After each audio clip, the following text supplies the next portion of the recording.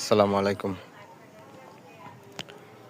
দেখুন, এটা আমার একটা লাল পেয়ারার জাত। তো এটার গাছের গোড়ায় অনেক ঘাস হয়েছিল। তো ঘাসগুলো সবসময় পরিষ্কার করে রাখতে হয়। আমি সময় সাপেক্ষে সময়ের অভাবে করতে পারিনি।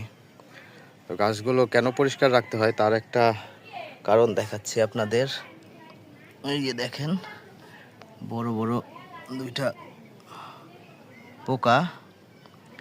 তো এগুলো হচ্ছে এই ঘাসগুলোর ভিতরে লুকিয়ে থাকে, কখনোই দেখা যায় না, এবং পরবর্তীতে এই গাছের যখন কচি পাতা হবে, এই কচি পাতাগুলো সব একটা একটা করে 1-2 রাতের মধ্যে খেয়ে সাবার করে ফেলবে। এজন্য ঘাসগুলো সব পরিষ্কার করে রাখতে হয়।